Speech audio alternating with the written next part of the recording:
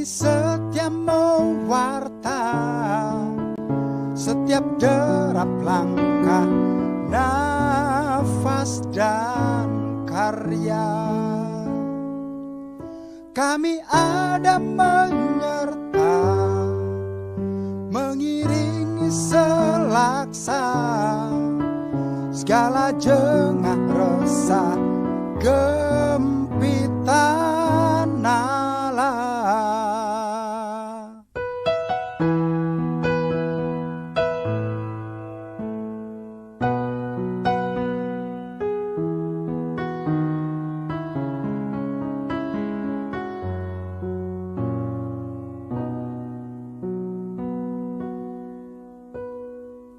Melabuhkan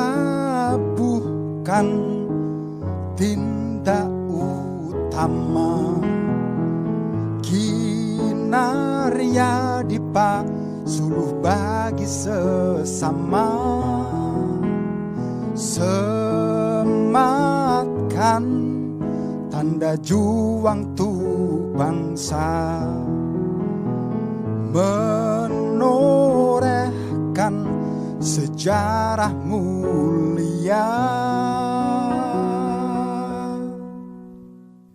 Desa merdeka, wahana kita semua, mengabdi saling berbagi untuk Indonesia jaya.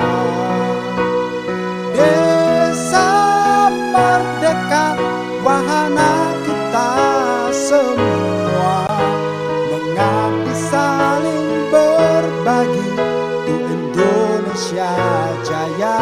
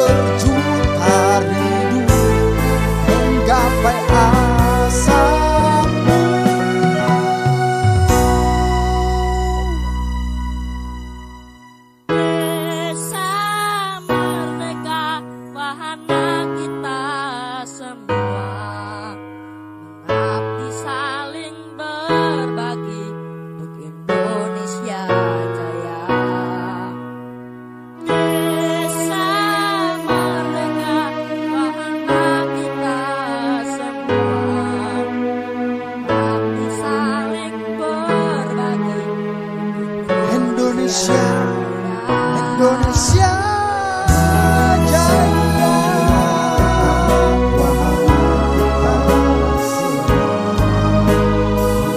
Mengabdi berbagi untuk Indonesia.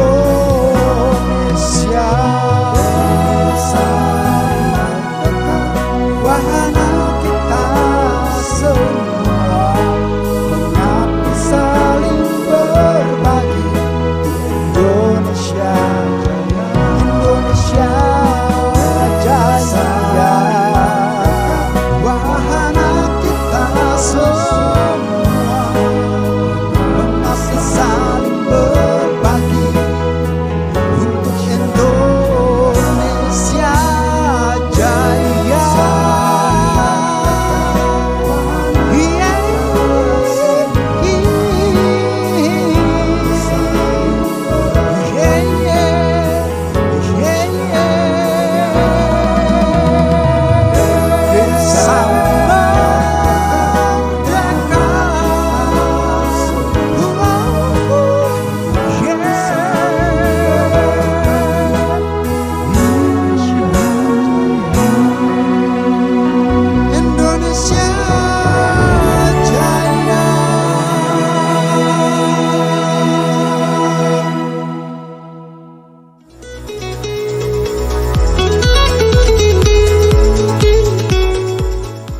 Mimbar Desa Merdeka, saatnya bicara Daulat Desa.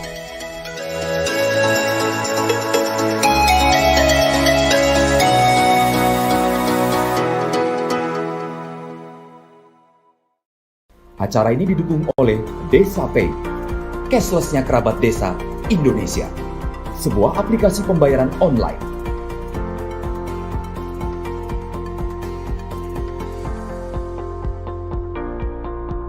Di Desa Pay, kita akan mendapatkan update berita desa dari TV Desa.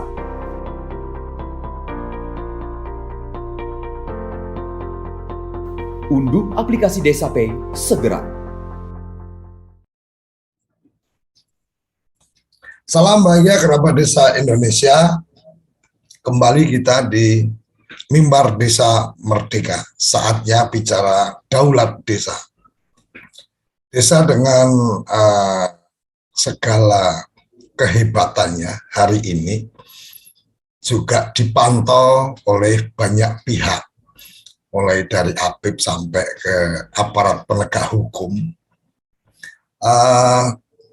Kerjasama Kementerian Dalam Negeri, kerjasama Kementerian Desa dengan aparat penegak hukum, dan juga adanya elemen-elemen masyarakat yang juga membuat lembaga-lembaga yang memantau perjalanan desa kadang-kadang membuat desa menjadi ketakutan karena ketidaktahuan.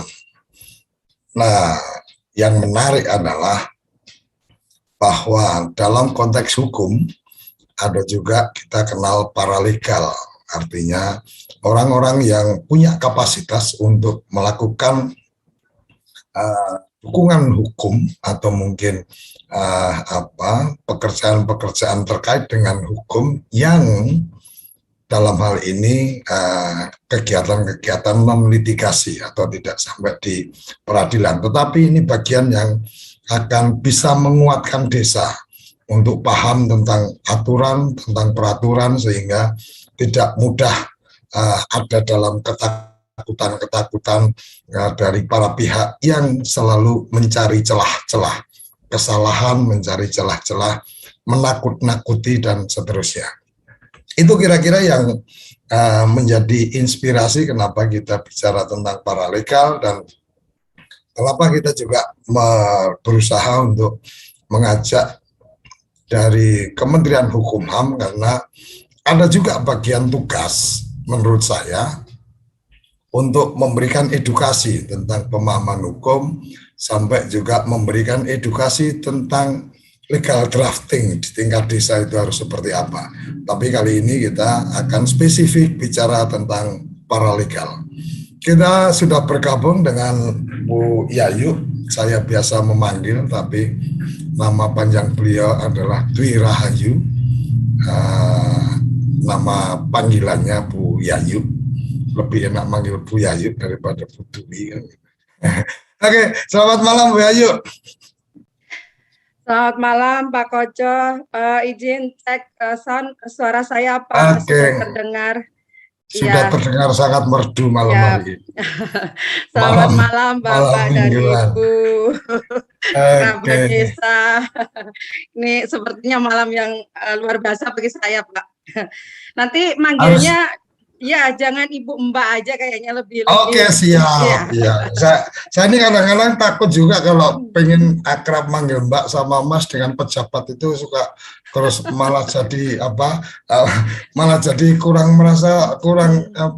mengapresiasi. Oke, Mbak Yayu, ini menarik ketika bicara tentang paralegal, karena di beberapa case yang sempat masuk ke redaksi adalah tentang bagaimana ada teman-teman yang kemudian sempat mengikuti kegiatan paralegal, tetapi pada saat ketemu dengan saya ngobrol-ngobrol, ternyata dia udah bayar, dia udah ikut pelatihan, tapi tidak mendapatkan sertifikat atau tidak mendapatkan bukti bahwa dia adalah paralegal yang memang sudah mendapatkan pendidikan dari kementerian atau mitra dari kementerian. Saya menyampaikan mestinya kalau mengikuti pelatihan seperti itu, Anda bukan jadi marketingnya LBH atau marketingnya dari pengacara, tetapi Anda harus punya bukti bahwa memang Anda ini sebagai seorang paralegal yang memang kemudian punya diakui keberadaannya untuk bisa melakukan langkah-langkah non litigasi dalam konteks permasalahan hukum. Ini pemahaman saya, apakah ini benar atau tidak? Monggo Mbak Yayu bisa berbagi cerita ke teman-teman, dan yang ada di sini ini rata-rata adalah teman-teman pendamping desa. Ada juga perangkat desa, saya lihat juga ada teman dari kepala desa juga ada, BPD saya juga lihat tadi ada juga. Jadi saya pikir ini cukup presentatif untuk mensosialisasikan paralegal itu apa, berprosesnya seperti apa dan seterusnya, dan untuk desa manfaatnya apa. Silakan Mbak Yayu. Terima kasih Pak Ade. Saya manggilnya Pak Ade Koco saja ya. Jadi lebih ngobrolnya itu saya nggak terlalu berat, ini jadi kayak obrolan kita malam mingguan di warung kopi aja, santai gitu. Siap. Bapak Ibu selamat malam. Seperti tadi saya sampaikan, ini adalah kesempatan saya luar biasa. Ternyata saya bertemu kembali dengan Bapak Ibu yang dari desa yang sejatinya saya juga berasal dari desa yang sangat jauh, dan yang kebetulan ketika saya ketemu Pak Koco dan teman-teman kerabat desa ini, saya kembali menemukan jiwa saya kembali ke desa, dan kalau bahasa Jawanya saya balik desa dan bangun desa. Nah, kebetulan saya saat ini masih berada di Badan Pembinaan Hukum Nasional di Kementerian Hukum dan HAM. Jadi mungkin diskusi ada hal-hal yang saya sebagai wong desa juga, dan kebetulan saya bertemu teman-teman semua dari kerabat desa yang malam hari ini Pak Koco pilih diskusi tentang paralegal. Sebenarnya saya juga bukan pinter-pinter amat terkait itu, tapi mungkin diskusi kita sedikit bermanfaat untuk semua. Bapak Ibu sekalian, terkait tema malam hari ini, yaitu paralegal dimulai dari mana. Nah, kebetulan karena saya berasal dari, tadi disampaikan pemerintah, jadi sebenarnya bukan ketika ngobrol dengan pemerintah itu yang harus resmi dan harus harus kaku Pak De. Jadi kita ngobrol yang biasa aja, kemudian nanti saya berharap juga bisa berdiskusi bersama, yang ketika nanti saya tidak bisa menjawab, kita bisa lanjut di episode selanjutnya, kita bisa saya jawab dan kita bisa diskusikan lebih panjang. Untuk malam hari ini saya ingin memperkenalkan terkait apa sih paralegal, yang tentunya Bapak Ibu sudah tidak asing lagi terkait dengan istilah paralegal. Saya melihat dari kacamata sebagai pemerintah pembentuk undang-undang. Jadi ini mungkin kacamata saya, tentunya nanti akan berbeda dengan apa pemahaman dari Bapak Ibu semua. Nah, perbedaan ini tentunya nanti akan kita dudukkan bersama biar kita lebih harmonis, untuk tadi ujungnya adalah kita bisa bangun desa dan kembali ke desa gitu Pak. Tentunya ini sebelum memulai paralegal, tentunya paralegal ini juga akan berkaitan erat terkait dengan bantuan hukum, Pak De.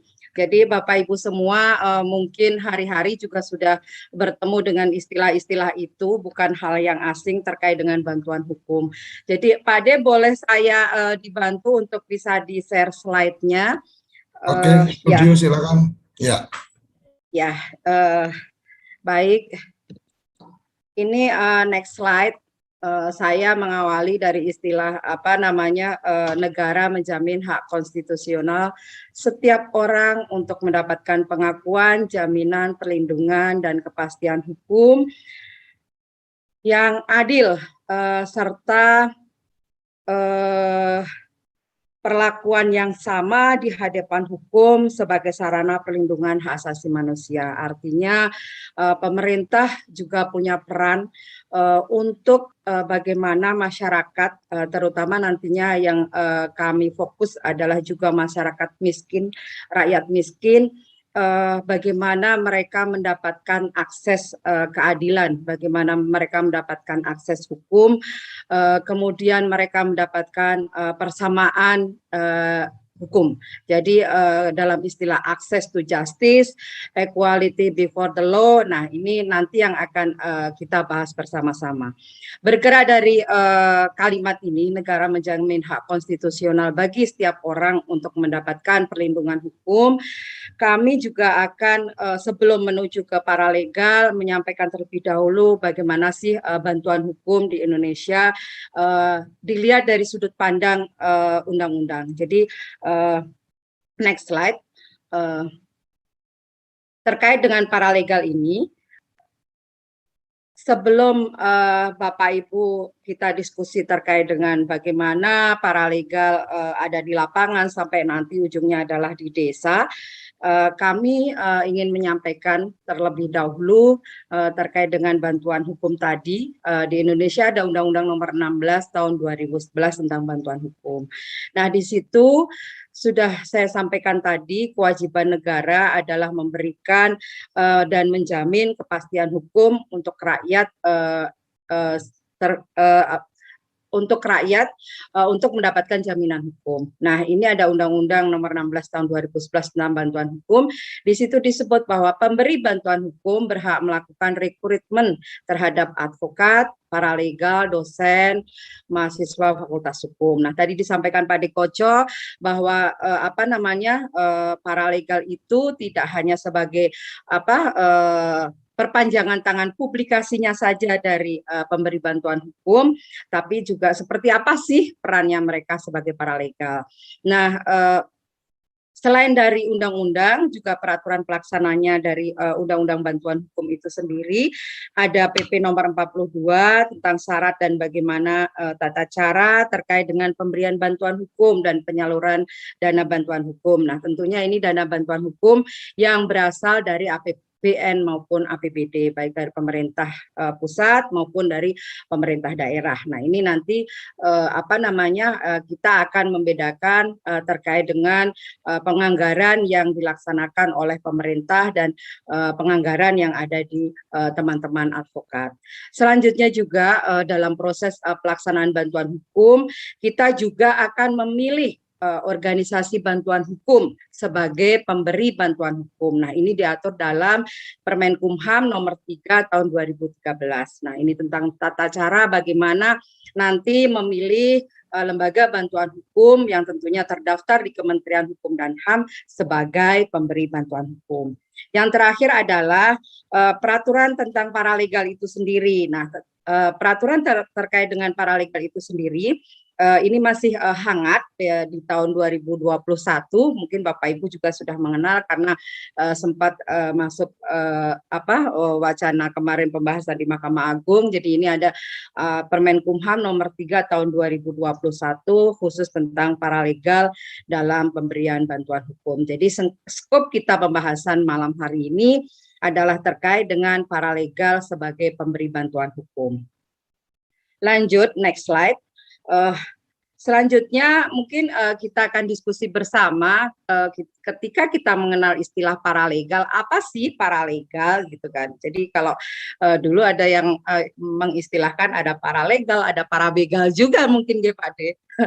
Jadi saya menyoroti paralegal itu sendiri berdasarkan hukum positif, yaitu pasal 1 angka 5 Permenkumham. Jadi yang tadi saya sampaikan di Permenkumham, paralegal itu adalah setiap orang yang berasal dari komunitas, masyarakat, atau pemberi bantuan hukum yang telah mengikuti pelatihan paralegal, tidak berprofesi sebagai advokat, dan tidak secara mandiri mendampingi penerima bantuan hukum di pengadilan. Jadi ini yang menjadi garis bawah kita, apa sih sebenarnya paralegal. Jadi kita tidak akan membahas kemana-mana, yaitu saya akan membahas sesuai dengan Permenkumham bahwa paralegal adalah ini masyarakat, orang yang berasal dari komunitas atau masyarakat atau pemberi bantuan hukum yang dia tidak secara mandiri memberikan bantuan hukum ke pengadilan, tetapi dia juga sudah mengikuti pelatihan. Seperti apa pelatihannya nanti kita bahas bersama-sama. Next slide. Terkait dengan paralegal, ini ada beberapa istilah. Mungkin kalau dari dulu orang mengenal istilah paralegal ini adalah pokrol bambu. Nah, pokrol bambu itu apa? Nah, itu sebenarnya saya juga agak-agak ini istilah pokrol bambu itu kayaknya dari bapak saya dulu juga sudah apa menyebut-nyebut nih istilah pokrol bambu. Nah, dari zaman Belanda itu kalau pokrol. Iya ya Pak. Jadi saya malah lebih banyak membaca sebenarnya pokrol itu dulu seperti apa sih gitu. Jadi saya coba mengartikan istilah-istilah zaman dulu namanya pokrol bambu itu adalah di saya coba browsing itu seseorang yang memberikan nasihat hukum tetapi dia tidak memiliki kualifikasi atau belum mengikuti pelatihan atau pendidikan hukum. Jadi dulu pokrol bambu ini dianggap menjadi aktor yang sangat penting yang memberikan atau membantu masyarakat yang berhadapan dengan hukum yang apa namanya ketika di masyarakat ada hal-hal yang apa namanya berpapasan dengan permasalahan-permasalahan hukum, mereka yang langsung berhubungan dengan masyarakat. Jadi di istilah itu pokrol bambu itu adalah aktor dalam pelayanannya kepada masyarakat itu tidak berjarak dan apa namanya sangat dekat dengan masyarakat. Kemudian yang masyarakat itu merasa ketika dengan advokat itu adalah apa namanya mungkin ingin menyelesaikan permasalahan dengan advokat itu mahal dan lain-lain, kan kemudian apa namanya merasa ada jarak dengan advokat. Nah itu zaman dulu istilahnya adalah pokrol bambu. Ada juga yang mengartikan juga asisten pengacara. Jadi bukan sebagai pengacara, tetapi dia membantu menangani permasalahan-permasalahan hukum.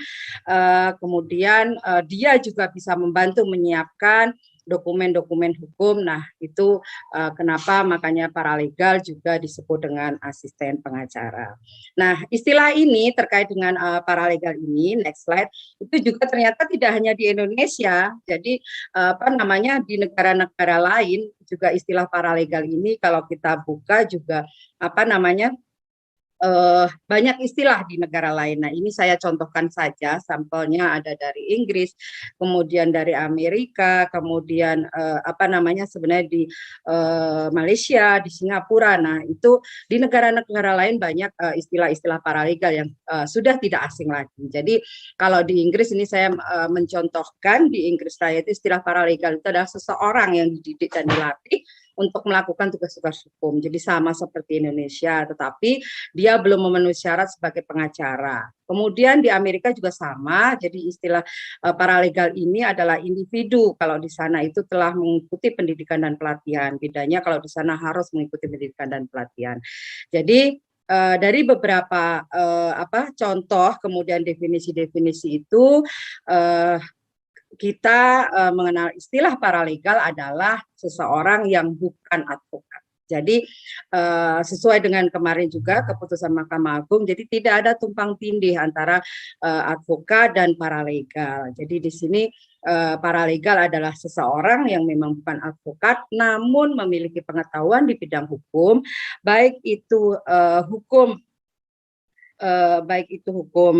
perdata, hukum pidana, maupun hukum material, maupun hukum dalam beracara. Nah, ini tentunya mereka-mereka yang langsung melakukan pendampingan kepada masyarakat. Nah, itu istilah yang kami mengartikan dari beberapa istilah-istilah di luar negeri dengan intisari seperti itu. Jadi minimal gambaran paralegal itu apa, nanti jangan setiap ada permasalahan hukum yang tidak apa, kemudian siapa orangnya langsung dianggap ini dia paralegal. Nah, jadi dari beberapa istilah itu kemudian nanti kita kembalikan sesuai dengan dasar hukumnya. Jadi paralegal adalah memang seseorang yang sudah dilatih tapi dia bukan advokat. Next slide. Selanjutnya Pak De, kalau seandainya memang ada hal-hal yang kita ingin diskusikan sebelum next slide, kita bisa sambil biar saya nggak terlalu resmi seperti saya mengajar Bapak Ibu, Pak.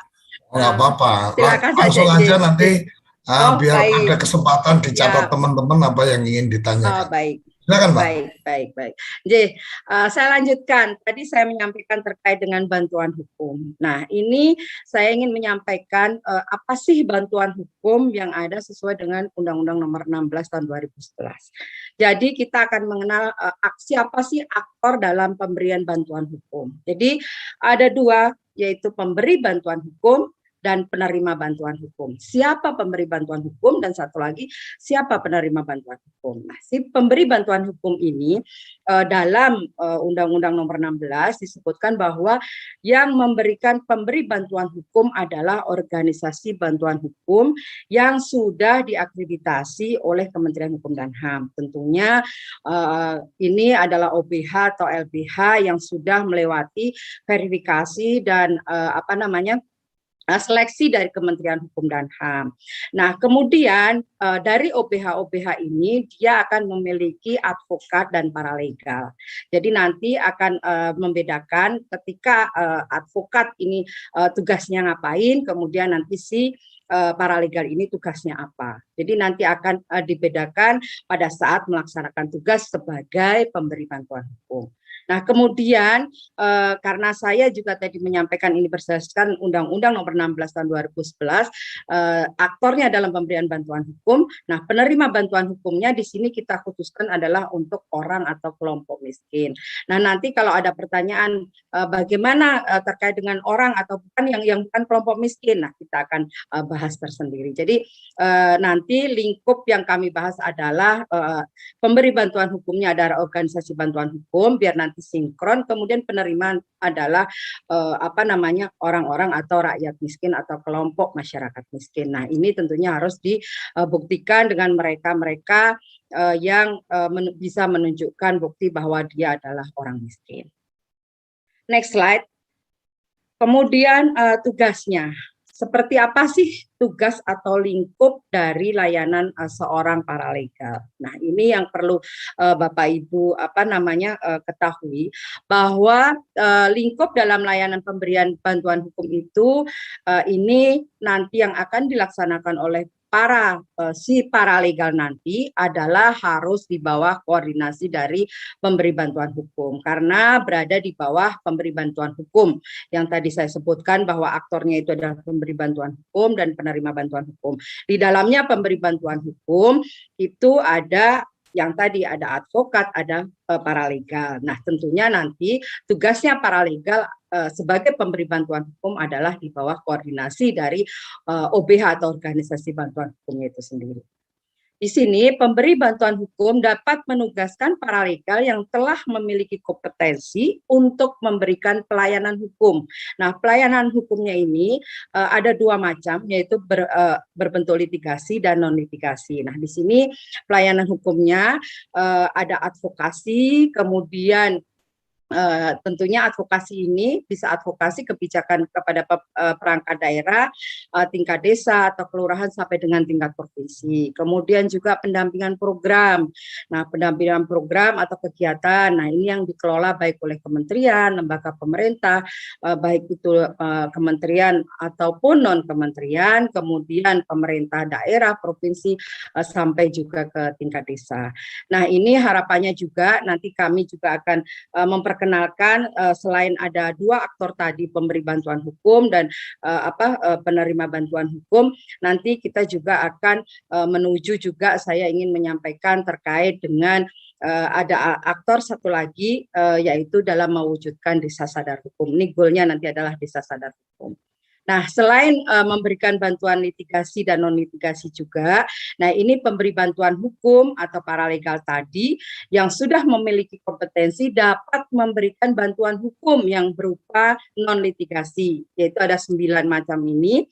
Ada penyuluhan hukum, ada konsultasi hukum, ada investigasi perkara baik secara elektronik maupun non-elektronik, kemudian penelitian hukum, kemudian mediasi, negosiasi, pemberdayaan masyarakat, kemudian pendampingan di luar dan di luar pengadilan atau selama berada di pengadilan, kemudian ada juga perancangan dokumen hukum. Jadi secara garis besar ini digambarkan apa sih nanti yang akan menjadi tugasnya. Next slide. Nah, ini kalau dipetakan ini tadi yang saya sampaikan. Jadi seorang paralegal itu nanti tugasnya itu ada dua, yaitu di mana mereka bisa membantu melaksanakan tugas-tugas litigasi dan tugas-tugas non litigasi. Nah, non litigasinya itu ini yang tadi ada 9 macam. Nah, ini bisa dilaksanakan oleh si advokatnya itu sendiri beserta dengan paralegal. Kemudian terkait dengan bantuan hukum yang sifatnya litigasi, nah yang sifatnya apa namanya pendampingan litigasi ke pengadilan. Nah, ini pelaksanaan bantuan hukumnya untuk beracaranya sendiri hanya dilaksanakan oleh advokat. Jadi paralegal hanya bertugas dalam persidangan itu membantu. Jadi memang tadi sudah saya sebutkan di awal, paralegal tidak bisa secara mandiri, melainkan selaku pendampingnya dari advokat. Jadi tidak ada tumpang tindih. Kalau zaman dulu sebelum ada Permen Kumham ini, tugas dari advokat sama paralegal ini mungkin sedikit bertabrakan. Nah, setelah keputusan Mahkamah Agung, makanya nanti akan kami sampaikan bahwa paralegal ini adalah bukan profesi tetapi peran. Jadi mereka seorang paralegal bertugas dalam pemberian bantuan hukum yang sifatnya litigasi adalah membantu advokat dalam tugas-tugas persidangan. Tetapi kalau dalam menyiapkan dokumen dan lain-lain, mereka tetap bisa melaksanakan tugas itu. Lanjut. Selanjutnya ketika tadi kita membahas terkait paralegal dimulai dari mana, kami juga ingin menyampaikan kenapa sih kita perlu membahas terkait dengan paralegal ini, perlu memperkuat terkait bagaimana sih peran paralegal. Nah, next slide selanjutnya, ini ada beberapa alasan kenapa kita perlu memperkuat peran paralegal, terutama kami dari sisi pemerintah akan sangat terbantu ketika semakin banyak paralegal di negeri ini sampai ke tingkat desa.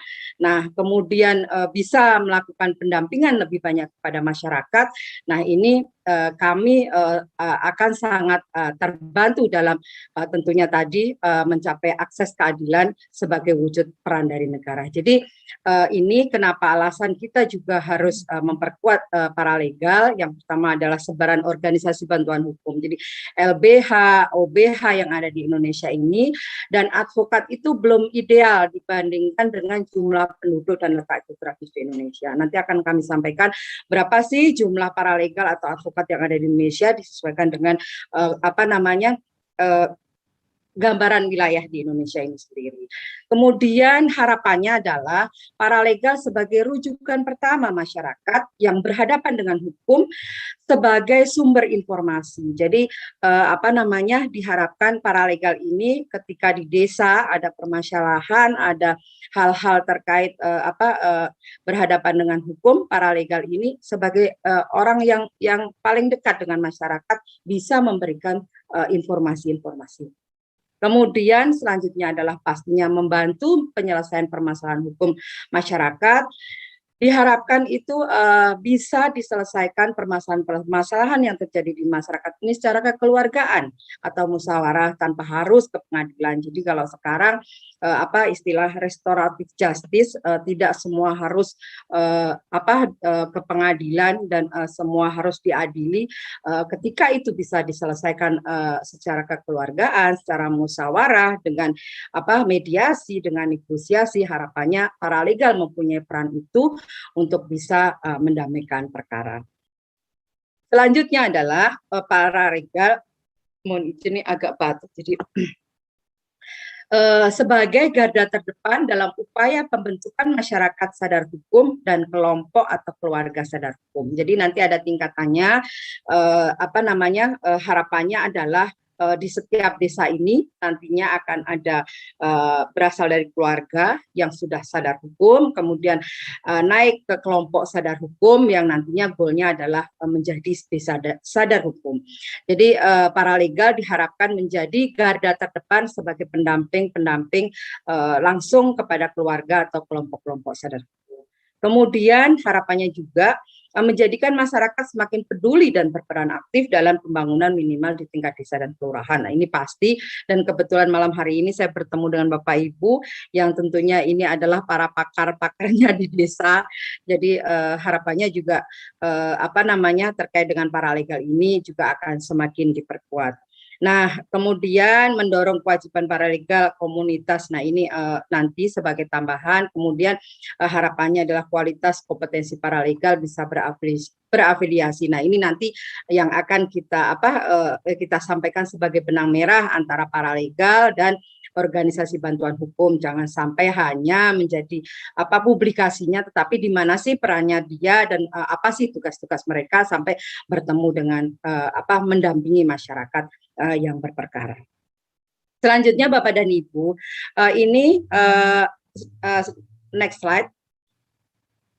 Saya bawakan gambaran terkait dengan organisasi bantuan hukum atau pemberi bantuan hukum yang ada di Indonesia. Jadi ini sebarannya saya gambarkan sesuai dengan provinsi atau daerahnya masing-masing, bahwa sesuai dengan kondisi wilayah Indonesia, ternyata ini realnya itu kondisi sebaran dari pemberi bantuan hukum atau organisasi bantuan hukum yang di dalamnya ada paralegal dan advokat itu belum banyak di Indonesia. Jadi Bapak Ibu ini juga bisa akses juga di aplikasinya namanya Sitbankum, sitbankum.bphn.go.id. Nah, ini bisa dilihat sebarannya masing-masing dari pemberi bantuan hukum beserta dengan jumlah paralegal dan advokatnya. Jadi kalau dilihat jadi sebaran paralegal dan advokat, ini jumlah paralegal yang ada di Indonesia sekarang yang sudah yang sudah terdaftar ini sejumlah 3.957 dan advokatnya ada 4.300. Nah, ini berdasarkan organisasi bantuan hukum yang terdaftar di Kementerian Hukum dan HAM yang sudah kami sampaikan tadi, organisasi bantuan hukum yang sudah mengikuti seleksi dan verifikasi dari Kementerian Hukum dan HAM. Ini sebarannya Bapak dan Ibu. Slide selanjutnya. Ini dari bisa kita lihat jumlah paralegal dan advokatnya tadi. Jadi kalau ini sebagai contoh, wilayah Jawa Timur itu memang yang paling banyak jumlah advokat dan paralegalnya. Ini ada sejumlah 598 advokat, ada 493 paralegal. Nah, ini tentunya apakah sudah seimbang dengan di wilayahnya masing-masing. Nah, ini yang nanti perlu kita diskusikan bersama-sama. Dari hasil evaluasi kami, kenapa kami mendukung atau mendorong paralegal ini juga bisa semakin banyak paralegal dan banyak paralegal juga yang mengikuti pendidikan dan pelatihan itu dikarenakan dari jumlah yang ada di Indonesia. Ini datanya seperti ini. Ini sampai data tahun 2020. Nah, ini datanya yang ada. Kemudian next slide. Sebelum kita membahas lebih lanjut terkait dengan paralegal, kemudian tadi organisasi bantuan hukum, saya sedikit ada menyampaikan ke Bapak Ibu. Ada beberapa istilah nanti yang akan kita kenal. Jadi dalam pemberian bantuan hukum itu ada beberapa aktor tadi dari pemberi bantuan hukum dan penerima bantuan hukum.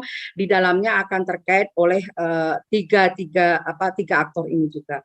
Jadi yang pertama adalah ada advokat yang jumlahnya datanya ada 4.300. Nah, siapakah dia? Adalah advokat adalah orang yang berprofesi memberikan jasa hukum, baik di dalam maupun di luar pengadilan. Kemudian siapa sih paralegal? Tadi sudah saya sampaikan, yaitu setiap orang yang berasal dari komunitas masyarakat dan lain-lain sebagai pemberi bantuan hukum, dia telah mengikuti pendidikan paralegal tapi bukan berprofesi sebagai advokat. Nah, satu lagi kami ingin memperkenalkan nanti yang ada istilah penyuluh hukum. Ini mungkin Bapak Ibu sudah tidak asing. Siapa sih penyuluh hukum yang ini ada berada di di kementerian dan lembaga, termasuk juga di kementerian lain selain di Kementerian Hukum dan HAM. Dia adalah pegawai negeri sipil atau PNS yang bertugas dan berfungsi menyebarluaskan informasi hukum kepada masyarakat. Jadi nanti ketika kita akan membahas terkait dengan paralegal, terkait dengan pemberi bantuan hukum, dari 3 aktor ini nanti akan saling berkaitan. Selanjutnya Bapak dan Ibu, kami juga akan menyampaikan dari sisi pemerintah ada istilah dengan Masdaskum Deal. Next slide. Nah, masyarakat cerdas hukum dan berkeadilan. Ini adalah nanti goalnya. Ya. Slide selanjutnya.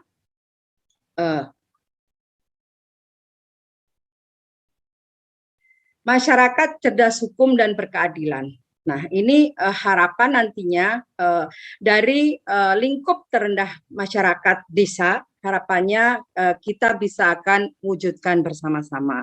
Tadi saya sudah menyampaikan goalnya adalah desa sadar hukum. Seperti apa sih dan bagaimana sih perannya nanti selaku paralegal dan pemberi bantuan hukum. Nah, di sini saya menggambarkan ketika ada 2 kegiatan tadi, yaitu kegiatan litigasi dan kegiatan non litigasi. Tadi sudah saya sampaikan, kita mengenal paralegal, dia hanya berperan sebagai pembantu advokatnya, dalam pemberi bantuan hukum atau di dalam OPH-nya. Dia tidak bisa beracara sendiri. Kemudian advokatnya yang bisa melakukan sendiri kegiatan-kegiatan litigasi. Nah, harapan dari ujung dari semua pemberian bantuan hukum tadi adalah masyarakat cerdas hukum dan berkeadilan. Jadi perannya paralegal adalah melakukan kegiatan-kegiatan pembentukan kelompok keluarga sadar hukum. Kemudian dari kelompok sadar hukum tadi ini saya gambarkan naik menjadi desa binaan atau desa-desa dari kelompok-kelompok tadi, dari keluarga, kemudian kelompok, kemudian menjadi desa binaan, dan yang terakhir nanti akan menjadi desa sadar hukum. Nah, ini perannya jadi masing-masing, ini paralegal, yang satu lagi adalah advokat, yang tadi juga sudah mengenal penyuluh hukum. Nah, ini ujungnya adalah berharap di Indonesia ini akan terwujud masyarakat cerdas hukum dan berkeadilan. Kembali ke pembahasan paralegal. Ini sedikit tadi saya tambahkan terkait dengan masyarakat hukum. Nah, selanjutnya adalah seperti apa sih seorang paralegal? Slide selanjutnya, paralegal ini kalau tadi disampaikan seorang paralegal adalah bukan profesi, karena dia tidak boleh tumpang tindih dengan advokat.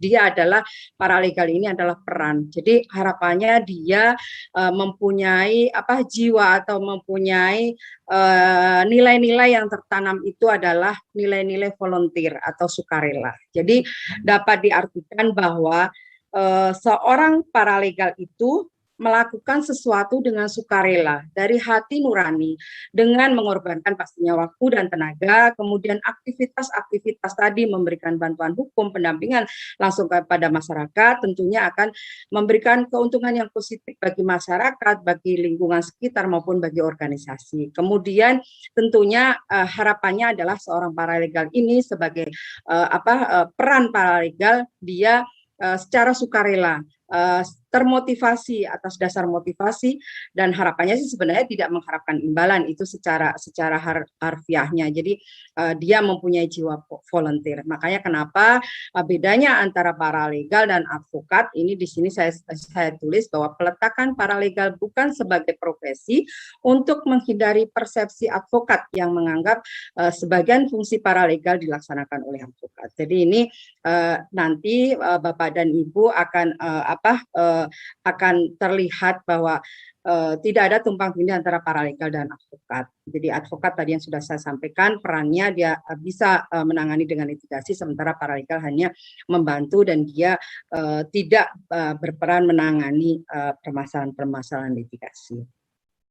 Kemudian bagaimana seseorang itu bisa menjadi paralegal? Nah, ini syarat-syarat menjadi paralegal. Mungkin tidak perlu saya jelaskan satu persatu, Bapak Ibu. Ini ada syaratnya sesuai dengan Permenkumham. Dia adalah warga negara Indonesia.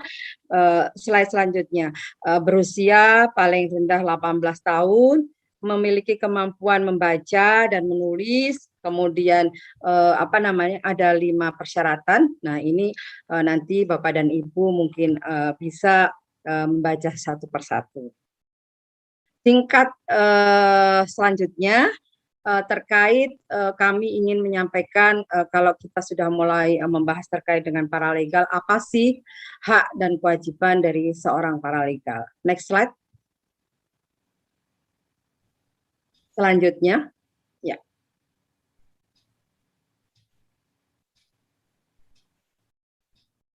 Slide selanjutnya, hak dan kewajiban dari seorang paralegal. Nah, kalau paralegal yang saya maksud di sini tadi adalah berada di bawahnya lembaga bantuan hukum atau organisasi bantuan hukum, tentunya paralegal tadi mempunyai hak untuk mendapatkan peningkatan kapasitas. Nah, tentunya si paralegal ini berhak untuk mendapatkan pendidikan, mendapatkan pelatihan, mendapatkan tambahan ilmu, dan lain-lain dari si pemberi bantuan hukum.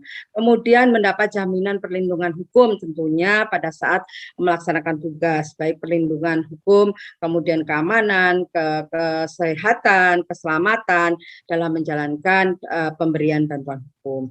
Kemudian kewajibannya seorang paralegal adalah dalam memberikan bantuan hukum, paralegal wajib melaksanakan bantuan hukum dan pelayanan berdasarkan penugasan dari pemberi bantuan hukum dan sesuai dengan peraturan perundang-undangan dan standar layanan bantuan hukum. Jadi dia tetap terkoordinir dari si OBH pemberi bantuan hukum tadi yang sudah terdaftar di Kementerian Hukum dan HAM. Selanjutnya bagaimana kompetensinya? Nah, kompetensinya dari seorang paralegal ini, slide selanjutnya. Nah, mereka setelah dia mengikuti pendidikan dan pelatihan paralegal, jadi harapannya seorang paralegal tadi sudah memiliki kemampuan dan pendidikan keparalegalan. Jadi mereka akan ini kompetensi dan pelatihan paralegal. Jadi dia slide selanjutnya, Mas. Ya, dia akan mempunyai kompetensi sebagai seorang pemberi bantuan hukum dengan memiliki kemampuan memahami hukum dasar, kondisi wilayah, dan kelompok kepentingan masyarakat.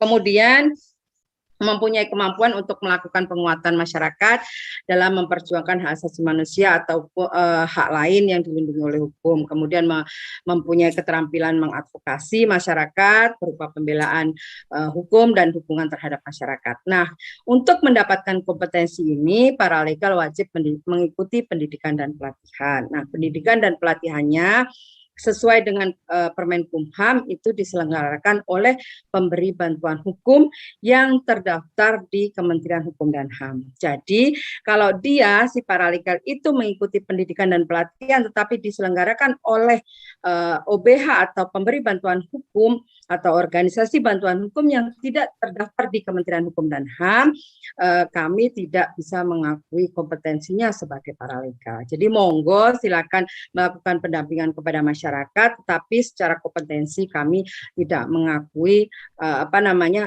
dalam melaksanakan pendampingan kepada masyarakat. Nah, untuk pendidikan dan pelatihannya itu sendiri, ini di slide selanjutnya, ini Bapak dan Ibu mungkin silakan nanti bisa dibaca terkait dengan kurikulum pendidikan paralegal. Ini nanti Bapak Ibu bisa, saya tidak menjelaskan satu-satu, ini sebagai bahan informasi saja.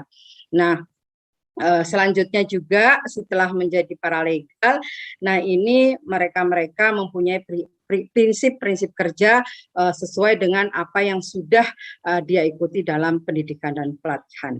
Mungkin singkatnya ini langsung ke slide yang legalitas saja. Nanti slide-slide selanjutnya ini mungkin Bapak dan Ibu bisa baca dan kita bisa berdiskusi bersama.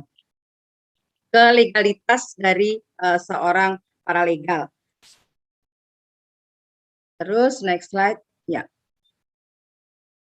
Next slide, terkait dengan pengakuan yang saya sampaikan tadi, ya pengakuan next slide, ya. Selanjutnya satu lagi, ya. satu lagi terkait dengan pengakuan kompetensi ini yang tadi saya sampaikan bahwa paralegal yang kita akui adalah paralegal yang sudah mengikuti pendidikan dan pelatihan, yang pendidikan dan pelatihannya diajukan oleh pemberi bantuan hukum atau organisasi bantuan hukum yang sudah terdaftar di Kementerian Hukum dan HAM.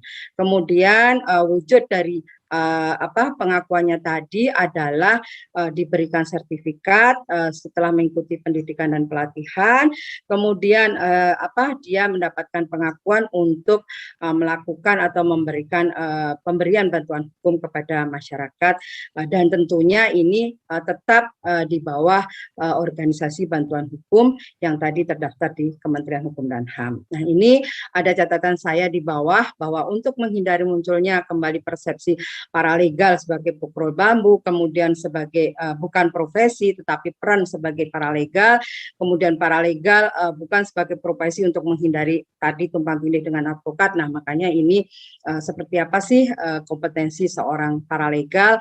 Nah, siapa saja yang bisa menjadi paralegal, kemudian standarisasinya atau standarnya sebagai paralegal itu seperti apa, kemudian siapa saja yang bisa menjadi paralegal dan diakui oleh Kementerian Hukum dan HAM. Nah, itu tadi yang sudah saya sampaikan. Yang terakhir adalah saya ingin menjawab bahwa paralegal tidak hanya sebagai publikasinya dari organisasi bantuan hukum.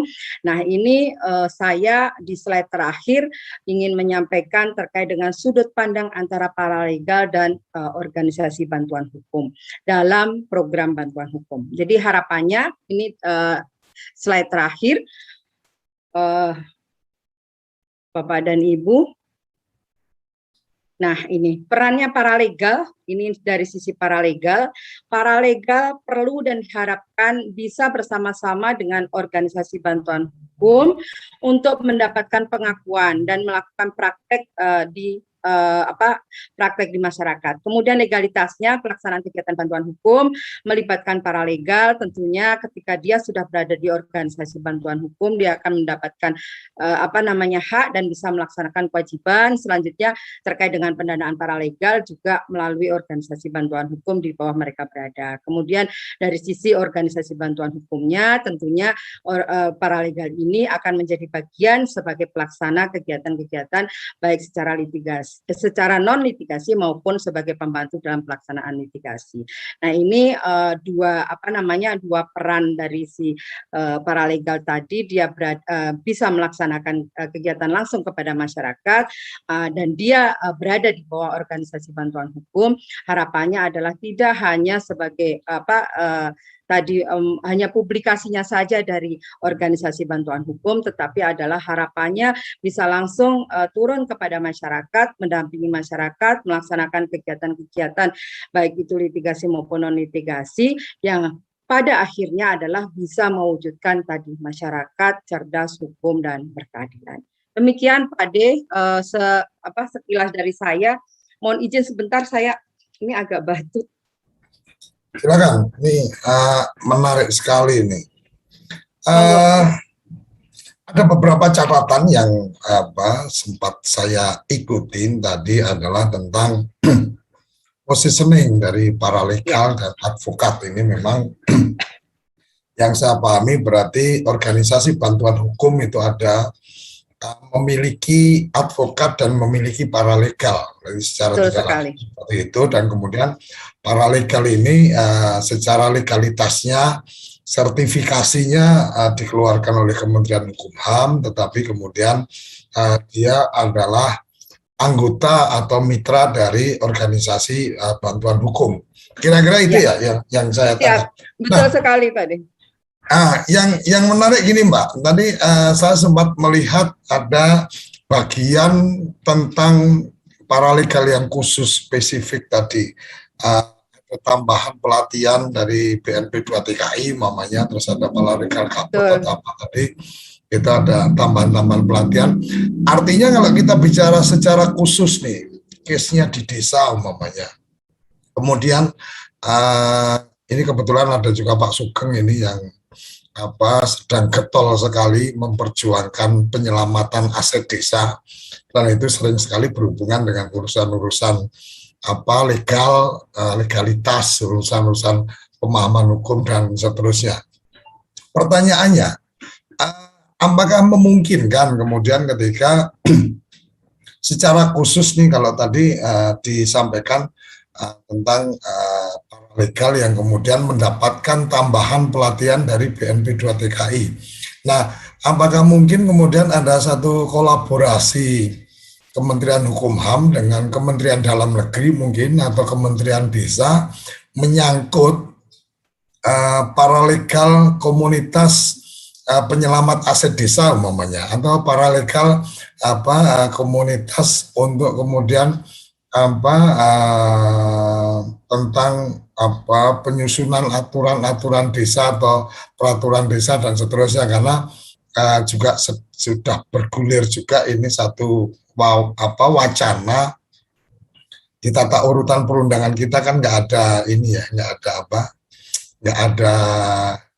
ada peraturan desa di tata urutan perundangan yang baru. Kalau dulu kan sempat ada tata urutan perundangan untuk di tata urutan ada peraturan desa. Jadi ini juga sepertinya perlu edukasi, perlu pemahaman kuat tentang itu. Mungkin ini dari Kementerian Dalam Negeri, Pak Simon juga sudah resign, nanti kita berikan kesempatan, tapi saya ingin dengar dari Mbak Yayu nih.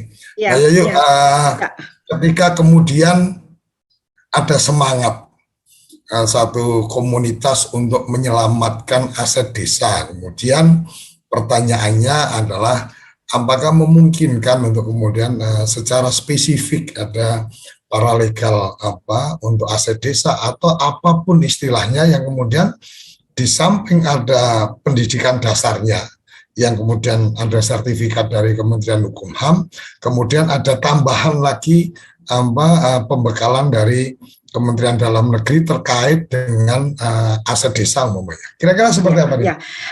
Baik Pak Ade, sangat memungkinkan sekali. Jadi kebetulan ini nanti juga akan kami sampaikan terkait pendidikan dan pelatihan paralegal ini, karena kalau yang ada di Permenkumhamnya adalah diajukan oleh organisasi pemberi bantuan hukum atau OBH-OBH, di mana OBH-OBH di Indonesia ini kan tidak hanya satu macam. Mereka ini contoh, ada OBH Aisyah, ada OBH Ansor, ada OBH Muhammadiyah. Nah, tentunya dari pendidikannya itu sendiri, selain dari pendidikan yang tadi sudah saya sampaikan dari inti yang sudah dari kurikulum tadi, tentu kan mereka akan mendapatkan pendidikan pendidikan khusus tambahan sesuai dengan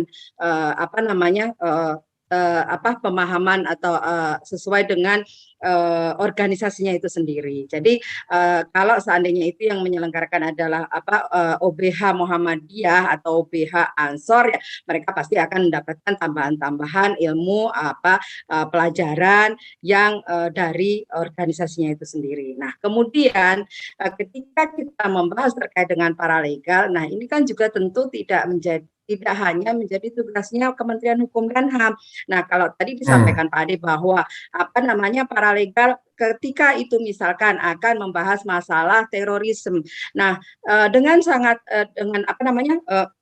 kita juga Kementerian Hukum dan HAM ini dalam pelaksanaan pemberian bantuan hukum, terutama ini dimulai dari teman-teman penyuluh hukum bersama-sama dengan BNPT melaksanakan penyuluhan hukum, kemudian memberikan pendampingan bersama-sama, dan ini kan tidak hanya tugasnya dari Kementerian Hukum dan HAM saja. Nah, bergandeng tangan bersama itu kan pasti akan menjadi lebih kuat. Nah, kemudian khusus dengan Kementerian Desa. Nah, ini kemarin yang baru selesai kita bahas dengan Kementerian Desa, mungkin mohon izin Bapak yang dari Kementerian Desa kami mendahului menginformasikan kemarin kita bersama-sama dari Kumham dan Kemendesa membahas terkait dengan masyarakat atau mewujudkan desa damai. Nah, desa damai ini nanti dalam terkait dengan di bidang hukumnya ada penyediaan bantuan hukum hukum untuk komunitas. Jadi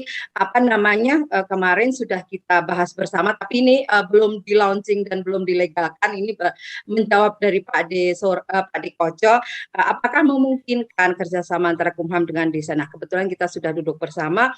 Ini membahas terkait bagaimana nantinya itu penyediaan paralegal desa. Jadi paralegal desa yang nanti akan dibangun, disiapkan, ini akan bersama-sama dari Kemendesa dengan Kemenkumham, yang tadi saya sampaikan pelatihannya sesuai dengan kurikulum dari Kementerian Hukum dan HAM, sesuai dengan syarat standarnya dari Kementerian Hukum dan HAM, nanti dari Kementerian Desa tentunya yang akan mengelola atau menyiapkan dari tingkat bawah. Kemudian penyediaan bantuan hukum komunitas di desa, terutama terkait dengan Bankumdes, bantuan hukum desa.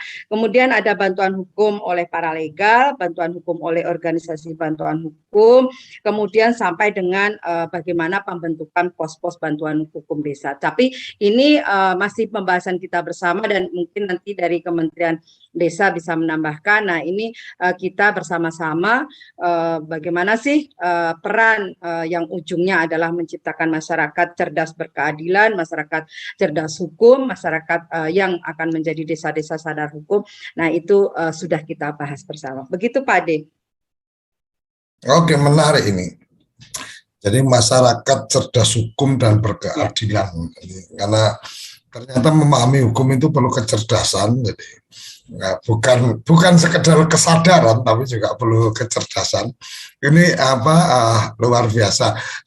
Mas Simon, ada yang ingin disampaikan? Udah resen, silahkan open mic.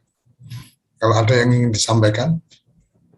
Kalau tidak, mungkin teman-teman yang lain juga boleh mulai resen kalau ada yang ingin menyampaikan secara langsung, dan saya harapkan open video supaya kita bisa melihat wajah ganteng dan wajah cantiknya yang malam mingguan. Oke, silakan. Ini yang sudah open, Yahya Ruhiana. Kalau Yahya Ruhiana itu udah bisa dipastikan dari Sunda. Silakan, Kang Yahya. Silakan Kang Yahya, open mic. Oke, terima kasih Pak De. Saya memperhatikan slide 7 tadi juga udah disampaikan oleh Ibu, kaitan penerima bantuan hukum itu kan orang atau kelompok orang miskin yang dibuktikan dengan SKTM gitu. Itu menariknya karena memang biasanya kan orang miskin atau itu kan memang banyak sekali lah masalahnya gitu, kaitannya. Tapi yang saya pahami itu paralegal itu bukan di situ saja gitu, karena kan di desa itu kan banyak konflik lah, konflik itu kan tidak hanya pendekatan sosial dan kultural, hukum juga harus gitu. Ya maksudnya apakah harus memang seperti itu gitu, harus ada SKTM-nya gitu, karena kan kalau di desa-desa itu khususnya yang berdampingan dengan hutan itu kan banyak sekali kasus-kasus dengan perhutani gitu. Itu kan tidak semuanya orang atau kelompok miskin gitu, tapi ada juga kelompok yang lain. Itu aja lah. Terima kasih Pak De. Ya. Terima kasih Kang Yahya. Pak Ade ini langsung direspon atau langsung aja supaya segera tuntas. Siap. Tadi saya sampaikan bahwa harus melampirkan SKTM. Jadi ini begini Pak Kang Yahya, terkait dengan pendampingan hukum. Ini tadi saya sampaikan, saya mengutip dari Undang-Undang 16/2011 terkait dengan bantuan hukum. Jadi kenapa harus melampirkan SKTM? Karena ini akan menggunakan anggaran pemerintah. Jadi ketika anggarannya dari APBN atau anggaran dari APBD pemerintah daerah, ini tentunya harus memenuhi persyaratan. Kalau ini tidak dirimbes atau tidak menggunakan si paralegal atau advokat tadi dari organisasi bantuan hukum, tidak bahasanya merimbes biayanya itu kepada pemerintah dengan anggaran pemerintah atau kepada pemerintah daerah atau provinsi dengan APBD. Nah, Nah, monggo tidak memakai surat keterangan tidak mampu nggak apa-apa, tetapi ketika pendampingan permasalahannya oleh si paralegal dan si advokat dari organisasi bantuan hukum tadi akan dilakukan reimbursement. Nah, itu apa namanya, karena kami memfokuskan kepada rakyat dan orang-orang miskin, tentunya kan kita harus mendapatkan bukti bahwa dia adalah masyarakat miskin atau rakyat miskin. Nah, apa sih standarnya? Ya pasti dia akan menunjukkan surat keterangan bahwa dia itu miskin. Tetapi ketika kita kembali tadi disampaikan oleh Kang Yahya bahwa apa namanya, permasalahan di masyarakat itu kan macam-macam, tidak hanya orang miskin. Nah, monggo ketika itu didampingi oleh si paralegal atau advokat yang nanti penganggarannya tidak akan mesti no problem, tidak perlu menyampaikan surat keterangan tidak mampu. Ini hanya untuk anggaran-anggaran yang akan dirimbas melalui APBN atau APBD. Jadi kalau permasalahan-permasalahan yang didampingi yang ada di masyarakat tidak untuk di reimbursement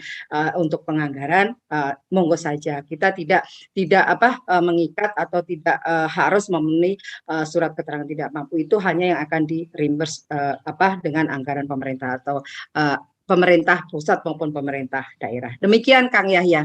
Selanjutnya monggo Pak DJ.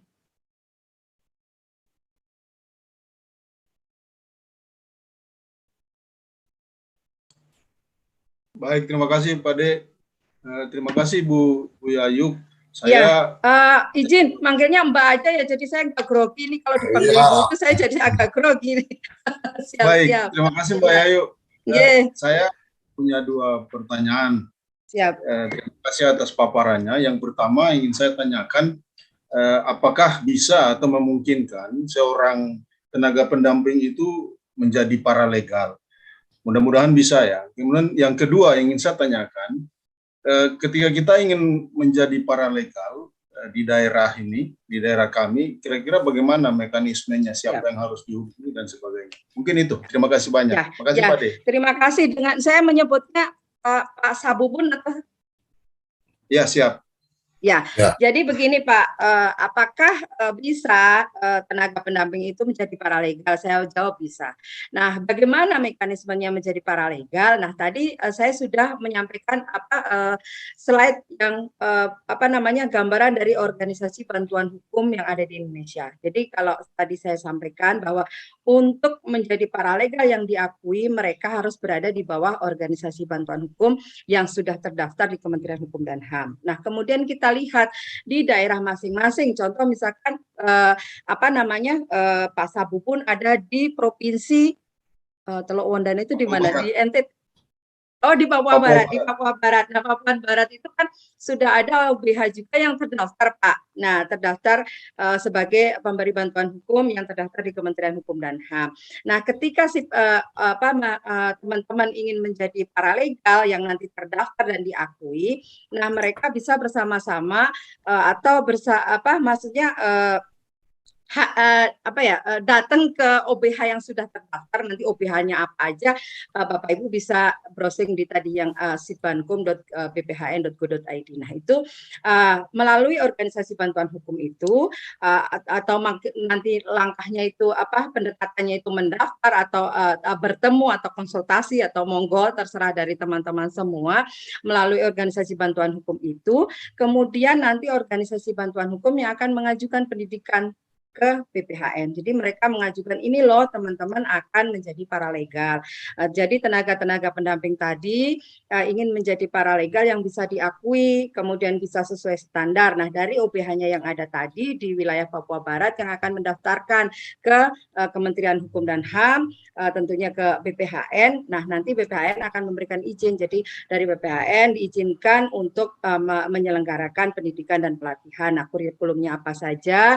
Nah, itu tadi yang sudah saya sampaikan. Kemudian pesertanya teman-teman yang dari Papua Barat. Nah, kalau sekarang pendidikan bisa secara daring, online atau bisa secara non daring. Jadi kalau bagaimana menjadi paralegalnya yang diakui dan berstandar, berkualitas tentunya yang mengikuti pendidikan dan pelatihan, Kemudian bagaimana caranya teman-teman bisa, nah dipastikan teman-teman bisa berkonsultasi, berkoordinasi dengan organisasi bantuan hukum yang ada di wilayahnya masing-masing. Jadi di Papua Barat, nah nanti bisa dilihat OBH apa aja yang terdaftar di Kementerian Hukum dan HAM. Nah, Pak Sabubun mungkin bisa membantu mengumpulkan teman-teman pendamping tadi yang ingin menjadi paralegal untuk bersama-sama dengan OBH nanti mendaftarkan di PPHM. Demikian Pak Sabubun. Ya. Oke, jadi karena tenaga pendamping profesional itu bukan ASN, bukan TNI, bukan Polri, maka bisa menjadi paralegal. Secara prosesnya itu melalui organisasi bantuan hukum yang terdaftar di Kementerian Hukum dan HAM. Sebelum ke Cak Itong, mungkin Mbak Yayu, saya pengen tanya, ketika kemudian tadi disebutkan kan ada APBN dan segala macam. Ya.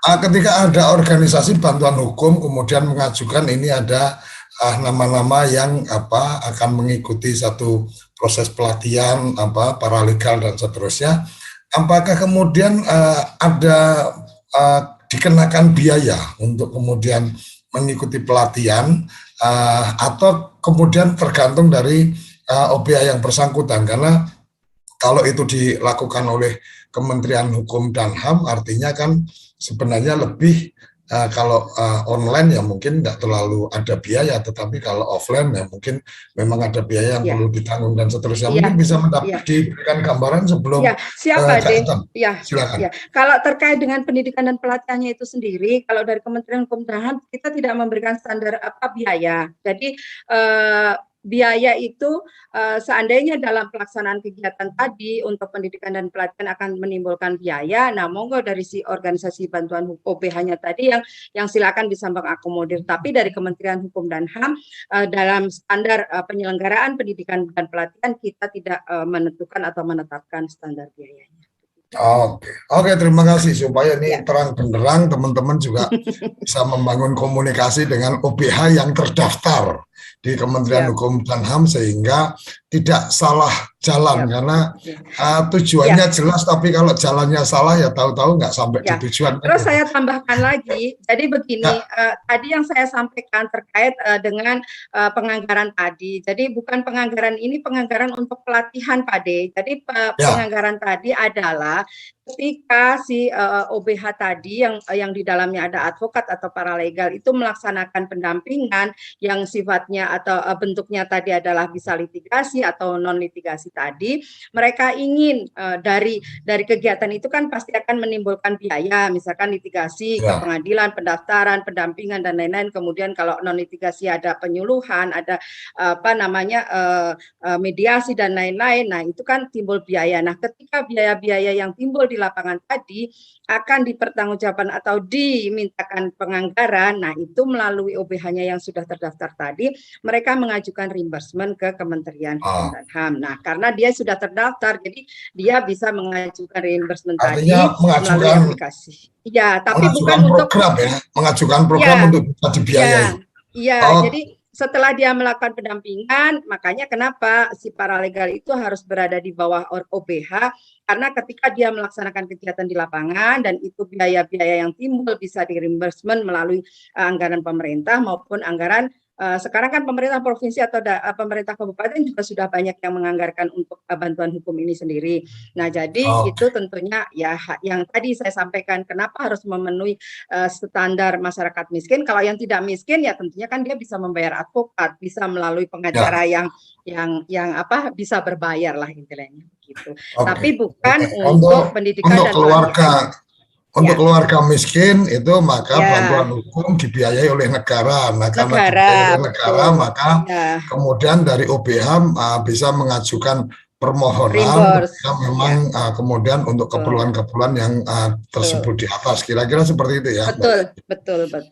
Oke, silakan open mic Mas Siton, Cak Itong. Oh ini Pak Simon juga sudah open video, nanti setelah ini Pak Simon kita berikan kesempatan. Silakan Cak Itong. Siap, terima kasih Pak D.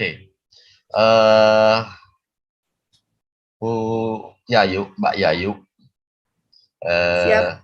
ini berkaitan dengan program Kementerian Desa ini, yaitu SDGs ke-6, ke-16 tentang desa damai berkeadilan. Pada indikator kelima, yaitu tersedia layanan hukum untuk orang miskin.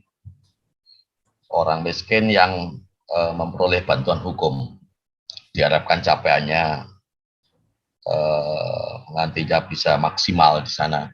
Nah, berkaitan dengan hal tersebut, begini Bu Yayu, saya ingin bercerita sedikit saja. Ini ada orang miskin tidak memiliki tidak mendapatkan misalkan hak kesehatannya, hak kesehatan itu bisa jadi misalkan hak mendapatkan hak jaminan sosial, misalkan hak untuk mendapatkan jaminan sosial, sehingga dia tidak mendapatkan fasilitas lain, misalkan termasuk dalam hal ini adalah berkaitan dengan fasilitas untuk pemeriksaan kandungan, sehingga harus premium yang harus dilakukan. Nah, pada konteks ini bisakah paralegal yang nantinya dibentuk oleh pemerintah desa, kemudian sudah bekerja sama dengan OBH, kemudian melakukan perbuatan hukum terhadap institusi negara lainnya? Pertama itu. Yang kedua adalah dalam konteks pembentukan paralegal di desa, semoga nanti hasil komunikasi dengan Kementerian Desa juga bisa sambung dengan apa yang kami bayangkan. Dalam konteks pembentukan paralegal di desa, bayangan kami itu adalah segala aktivitas baik keparalegalan itu bisa didanai dengan APBDes. Kemudian ini masalahnya juga ketika kemudian ada persoalan, ini di luar konteks masyarakat ya, pelayanan terhadap masyarakat. Ketika di kemudian hari ada persoalan berkaitan dengan pelaksanaan APBDes tersebut, bagaimana posisi apa ya? Anggaplah pada konteks keparalegalan tersebut ada persoalan finansial dan seterusnya, tidak transparansi, tidak akuntabel dan sebagainya. Ini bagaimana Mbak Yayu advice-nya sehingga berbicara instrumen hukum itu tetap bisa ditegakkan begitu ya, meskipun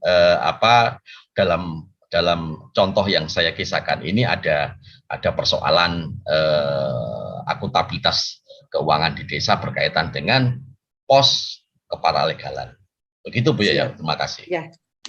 Baik, terima kasih. Saya manggilnya Caitong atau Paitong. Caitong karena ini Jawa Timur ini. Iya, siap Caitong.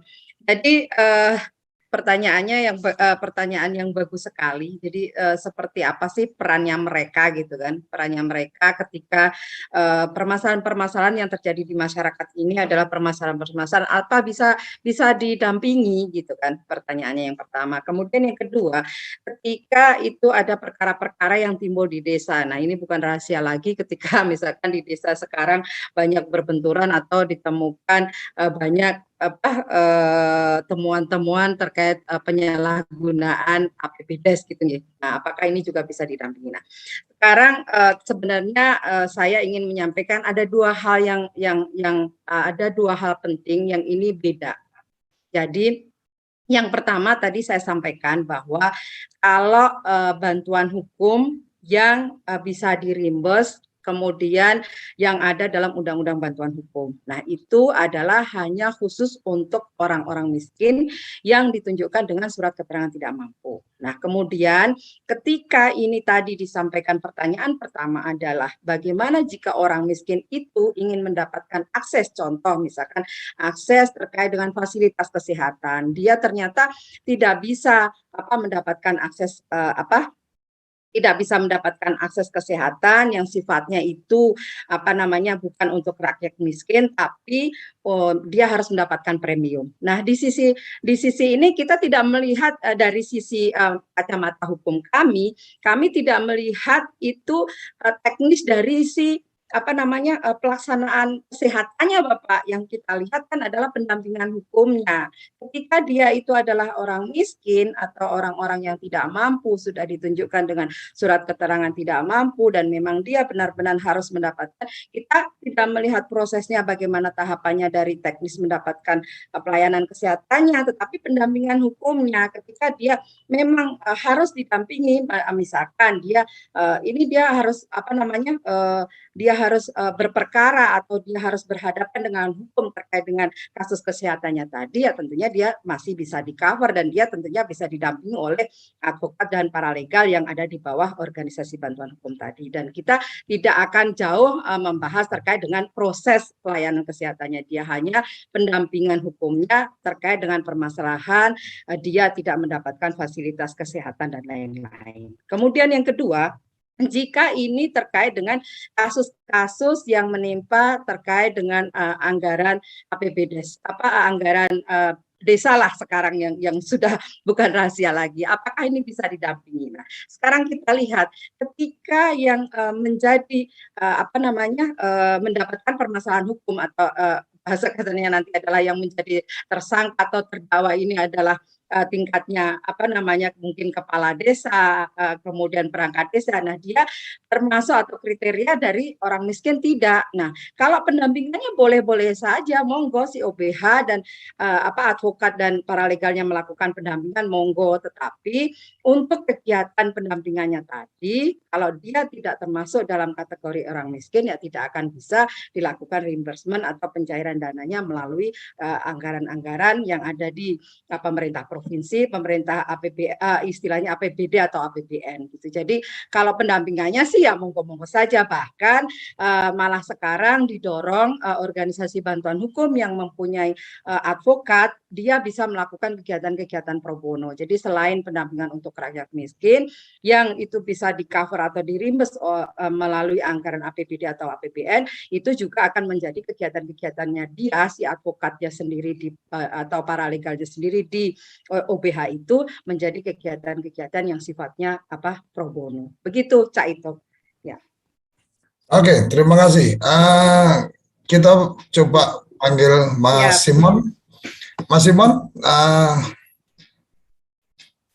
tertarik untuk memberikan respon komentar, silakan. Ini dari Kementerian Dalam Negeri, karena yang tadi udah banyak ngomong dari Kementerian Desa karena DPP. Silakan Mas Simon. Ya, selamat malam Mas Suryo Koco, Pak Ibu Yayu atau Mbak Yayu ya, Pak Yayu. Ya. Ikut rembuk diskusi. Kita tertarik sekali ini terkait dengan paralegal yang memang sangat dibutuhkan bagi masyarakat desa, dan juga kalau saya pribadi akan mengajak diskusi ini lebih spesifik ke pemerintahan desa seperti yang Mbak Yayu barusan sampaikan, karena pemerintah desa itu kalau diruntut dari sistem pemerintahan Indonesia ini wakil pemerintah di desa, di wilayah desa yang menerima tugas untuk melaksanakan urusan pemerintahan sesuai undang-undang dan juga menerima anggaran berupa dana desa. Yang saat ini Pak Suryo Koco juga sudah sangat paham dan mengikuti bahwa sesuai dengan Undang-Undang 6, Asas Rekognisi dan Subsidiaritas, desa punya keleluasaan untuk mengatur dan mengurus APBD-nya dari sisi kewenangan desanya. Untuk salah satunya, kalau saya tidak salah, kemarin masih bertugas di bidang kewenangan desa, itu kita mengatur untuk bantuan hukum kepada masyarakat desa. APBD ini adalah diberikan kepada desa, khususnya untuk dana desa, untuk 4 bidang plus 1 bencana. Jadi yang mungkin saat ini masih diprioritaskan oleh Kementerian Desa untuk pembangunan dan pemberdayaan. Tetapi kalau sesuai dengan Undang-Undang 6 ini terbuka untuk 4 bidang, khususnya bidang dari sisi penyelenggaraan pemerintahan desa dan pembinaan kelembagaan masyarakat. Nah, di dalam kewenangan desa ini salah satunya adalah terkait dengan bantuan hukum atau paralegal atau advokasi dan segala macam sebutan yang memang muaranya adalah terkait dengan hukum dan peraturan perundang-undangan. Dan kami berharap banyak suatu saat bisa bergandengan tangan ini dengan BPHN atau Kemenkumham dari sisi pembinaan teman-teman di desa, khususnya pemerintahan desa. Pertama, kami informasikan juga kami sedang melakukan revisi Permendagri 111 tahun 2014 terkait dengan pedoman teknis penyusunan atau pembentukan peraturan di desa. Nah, karena saya mengerucutkan ke pemerintahan desa, maka Mbak Yayu, kalau dari tema yang dibangun atau dibuat oleh Pak Koco, ini sangat tepat paralegal ini dimulai dari pemerintah desa dulu, kalau saya tidak salah. Jadi mereka teman-teman pemerintah desa ini bisa memahami bagaimana cara mengatur ataupun mengurus segala sesuatu urusan yang dibiayai atau ditugaskan oleh pemerintah supradesa sesuai dengan dasar hukum yang tepat dan melalui penyaluran atau pengaturan di produk hukum desa, baik itu Perdes, peraturan kepala desa maupun peraturan bersama kepala desa dengan tepat bersama legal drafter. Nah, ini kemarin secara informasi saja kami pernah mengusulkan di dalam Permendagri itu akan ada tim untuk penyusunan Perdes dengan melibatkan legal drafter, baik itu dari praktisi ataupun akademisi yang memang paham dengan hukum yang nantinya akan melakukan pembinaan bersama-sama kepada pemerintah desa dalam rangka menyusun Perdes yang nantinya melindungi teman-teman pemerintah desa yang Perdes tersebut bisa berimplikasi terhadap pengeluaran APBDes yang tadi sudah dibahas bahwa APBD saat ini cukup banyak bisa membawa masalah bagi teman-teman desa itu sendiri. Tidak ada pertanyaan ataupun paparan Pak Koco materi, tapi ini mengajak Mbak Yayu untuk bergandengan tangan, nanti kita bisa sama-sama untuk mengembangkan itu. Terima kasih Pak Koco atas waktunya. Oke, terima kasih Mas Simon. Pak Des sedikit Mbak Yayu sama Mas Simon ini kan kantornya dekat sebenarnya, karena urusannya cuma Cawang sama Pasar Minggu, ini tinggal dua belokan juga nyampe kan gitu. Bahkan kalau mau ke Pasar Minggu juga lewat Kalibata, kantor Kementerian Desa. Jadi sebenarnya ini udah selesai aja nih tiga institusi. Silakan Mbak Yayu.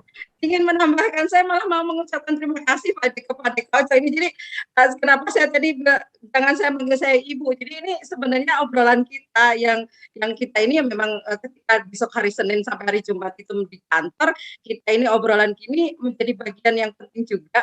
Jadi terus terang nih sebenarnya saya itu sedang mau penjajakan ke Kementerian Dalam Negeri. Jadi ketika ini malah sudah kasarnya kalau ini pengantinnya sudah dipinang duluan sama nanti saya bagi nomor kontaknya, tenang Mbak Yayu. Jadi teman-teman di Pasar Minggu yang sangat mungkin untuk diajak kolaborasi, nanti saya share nomor kontaknya. Oke, waktu kita tinggal sedikit, kayaknya mungkin masih ada satu kesempatan ke Bang Magnius, silahkan, open mic. Ya, terima kasih. Silakan. Menarik ini sebetulnya yang disampaikan Pak Simon juga maupun oleh Mbak Yayu. Nah, begini Mbak Yayu, kami melihat sebagai tenaga pendamping profesional, beberapa tahun yang lalu kita sudah mencoba menginisiasi pemerintah desa untuk kemudian membentuk komunitas paralegal di desa. Tetapi problem yang muncul itu adalah akses ke OBH itu cukup jauh ya, sehingga kemudian kerjasama yang harus dilakukan oleh pemerintah desa dengan OBH itu sering kemudian tidak bisa dilakukan. Nah, saya punya wacana usul gitu kira-kira. Kenapa tidak diberi kewenangan kepada pemerintah desa yang berurusan langsung dengan Kementerian Hukum dan HAM dalam rangka pembentukan komunitas paralegal di desa, khusus untuk kepentingan desa. Sehingga nanti porsi APBDes itu juga bisa bicara mulai dari proses pelatihannya sampai dengan kegiatan-kegiatan komunitas paralegal yang dibentuk itu juga nanti akan dibiayai dari APBDes untuk kepentingan-kepentingan pemerintah desa maupun oleh masyarakat desa. Karena selama ini kita mencoba melakukan pembentukan komunitas paralegal dengan aturan yang ada sekarang, di mana harus melalui organisasi bantuan hukum, itu kayaknya sangat sulit, Pak De, sangat sulit. Nah, tapi kalau misalnya pemerintah desa bisa langsung diberi kewenangan berurusan dengan Kemenkumham tanpa melalui OBH, ini mungkin kita di pendamping akan lebih mudah untuk memfasilitasi itu. Karena bahkan saya sendiri yang juga berprofesi sebagai advokat itu masih sulit, apalagi teman-teman yang tidak punya profesi advokat. Mungkin itu. Terima kasih. Assalamualaikum warahmatullahi wabarakatuh. Oke, terima kasih. Ini karena sekarang juga sudah anugerah berkah dari COVID ini kan, digitalisasi juga sudah sangat kenceng gitu kan, artinya pengakuan rapat melalui digital juga diakui dan seterusnya. Nah ini bisa jadi organisasi bantuan hukum atau lembaga-lembaga bantuan hukum yang kemudian bisa mengembangkan jaringan, bisa mengembangkan sistem aplikasi dan seterusnya, itu bisa menjadi solusi untuk kesulitan-kesulitan koordinasi dan seterusnya. Tapi Mbak Yayu pasti sudah punya kajian analisa dan mungkin harus seperti apa, karena urusan paralegal memang kayaknya maksudnya di wilayahnya kantornya Mbak Yayu ini. Kalau untuk legal drafting mungkin ada di kantor di Kuningan, tapi kalau paralegal kayaknya di tempatnya Mbak Yayu. Mau nggak Mbak Yayu? Ya, terima kasih. Sebenarnya kami ingin menjawab dari pertanyaan Bapak Ibu semua ya. Ketika tadi ada harapan, bagaimana sih seandainya terkait dengan paralegal atau terkait dengan pemberian bantuan hukum yang ada di desa ini langsung nempel. Nah, saya ingin menyampaikan tadi kenapa kami ingin melakukan penjajakan ke Kementerian Dalam Negeri, dan ternyata Kementerian Dalam Negeri malah sudah menyampaikan dulu. Nah, seperti malam ini saya dapat gayung bersambut, dapat pacar baru untuk kita bisa membahas yang besok lanjutannya. Ini sepertinya akan hangat Pak De untuk dibahas lanjutan. Nah, kalau dari sisi kami menjawabnya, untuk saat ini memang kenapa itu masih kita tempel di OBH, karena kenapa? Dalam pelaksanaan baik penganggaran maupun pelaksanaan kegiatan, tentunya kan kita harus bisa melakukan monitoring, bisa melakukan evaluasi terhadap apa yang dilaksanakan oleh organisasi bantuan hukum yang di dalamnya ada advokat dan paralegal tadi. Tentunya kegiatan-kegiatan aktivitasnya tadi kan bisa kita monitor dan kita evaluasi. Nah, ketika ini dibentuk di dalam pemerintahan desa, nah tentunya kan kita sudah menyeberang nih, bukan ranahnya dari Kumham lagi. Nah, nanti terima kasih sih semua masukannya. Semoga ini nantinya juga akan menjadi bahan kami untuk bisa duduk bareng. Nah, ini ketika nanti bagaimana nanti Kementerian Dalam Negeri dan kita punya konsep yang sekarang sudah berjalan terkait pemberian bantuan hukum ini, bisa kita dudukkan bersama-sama. Nah, alangkah indahnya pasti ini akan bisa terwujud dari harapan dari Bapak Ibu semua. Demikian Pak De. Oke, ini tidak terasa 90 menit sudah sampai di penghujung acara. Saya minta maaf ke teman-teman yang sudah resen tapi tidak mendapatkan kesempatan. Bukan apa-apa, karena takutnya kalau obrolannya kita teruskan ini bisa sampai jam 12 malam. Ini mengganggu teman-teman lain yang sudah punya jadwal untuk mendatangi kafe atau mau karaokean. Jadi sampai di sini sesuai jadwal kita. Dan Mbak Yayu mungkin ada closing statement yang bisa disampaikan. Dan ini ada satu harapan juga, karena memang paralegal ini bukan profesi, tetapi dalam konteks sebagai volunteer, tetapi memahami tentang permasalahan hukum dan seterusnya. Mungkin ada juga ruang atau materi-materi atau kesempatan-kesempatan berbagi ilmu tentang paralegal. Kalau toh memang tidak mengikuti proses melalui OBH, maka setidaknya ilmunya sudah didapat, bahwa kemudian mereka tidak bisa mengambil peran-peran sebagai paralegal karena tidak bergabung dalam satu OPH itu cerita yang lain, karena semangat volunteer kadang-kadang teman-teman di desa juga tidak melihat sertifikasi atau kartu anggota dan seterusnya, tetapi bagaimana teman-teman desa bisa mendapatkan langsung manfaat informasi pendampingan dan seterusnya. Saya jadi ingat dulu kalau nonton TVRI Jogja itu kan ada Pak Bina yang mungkin Pak Bina ini tidak perlu punya sertifikat sebagai juru penerang, juru penerangan dari kementerian dulu, Departemen Penerangan, tetapi karena banyak hal yang ditanyakan ke beliau itu selalu ada solusinya, maka ya secara informal dia dianggap sebagai orang yang paling paham. Silakan Mbak Yayu bisa memberikan closing statement dan merespon harapan-harapan dari teman-teman pendamping profesional yang haus ilmu, haus bekal untuk kemudian mendampingi masyarakat. Silakan Mbak. Ya, terima kasih Pak Ade. Jadi Bapak Ibu semua, mungkin kesempatan pada malam hari ini yang dengan waktu terbatas, namun tidak menyurutkan kita untuk bisa saling berkomunikasi dan berdiskusi. Nah, terkait dengan tema yang diambil adalah paralegal, dimulai dari mana? Mungkin ini baru sedikit informasi yang kami sampaikan. Tentunya ke depan kita masih bisa nih diskusi lebih banyak lagi dan terkait paralegal dan tentunya terkait dengan bantuan hukum tidak hanya selesai dengan yang dibicarakan atau yang saya sampaikan dari Kementerian Hukum dan HAM. Banyak yang semua terkait dengan bantuan hukum ini, baik dari kementerian atau lembaga maupun dari teman-teman di desa semua. Jadi kalau saya sih berharap ini kita baru mulai saja Pak Ade untuk ngobrol. Jadi selanjutnya nanti pasti akan ada lanjutan-lanjutan dari tema ini, dan saya mengucapkan terima kasih ketika obrolan ini menjadi sangat penting dan kita bisa dipertemukan dan didudukkan ketika kita tidak sebagai pejabat lagi duduk di kantor, tapi obrolan kita itu nanti akan kita bawa kembali ke kantor untuk bisa kita bahas bersama, nantinya duduk bareng antara Kemendagri, Kemendesa, Kemenkumham, juga mungkin dari Mahkamah Agung, kemudian dari kepolisian. Nah, ini akan ujungnya adalah bagaimana membangun tadi masyarakat yang cerdas, hukum dan berkeadilan, dan itu yang menjadi harapan kita semua. Seandainya ada hal-hal yang kurang berkenan saya sampaikan Ade, atau ada hal-hal yang masih belum jelas, saya sendiri secara pribadi membuka pintu seluas-luasnya untuk berdiskusi dan kita bisa bertemu kembali. Begitu Pak Ade. Oke, terima kasih kerabat desa yang hadir dalam mimbar Desa Merdeka. Ini adalah salah satu cara untuk kemudian kita bicara daulat desa.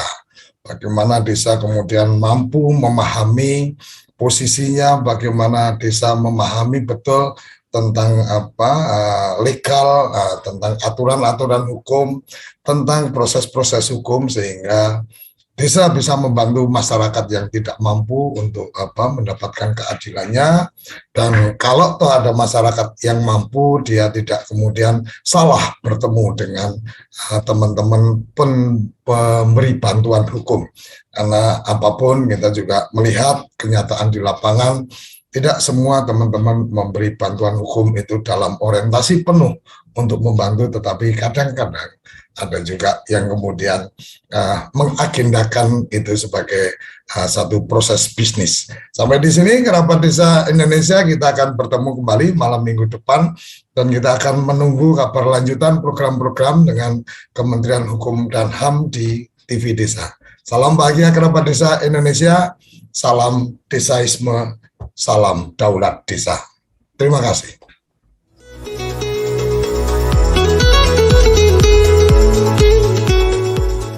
Mimbar Desa Merdeka, saatnya bicara daulat desa.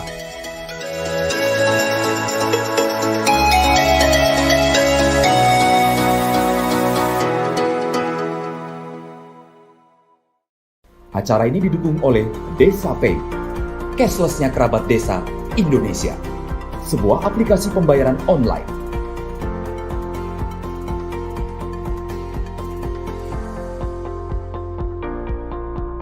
Di Desa Pay, kita akan mendapatkan update berita desa dari TV Desa.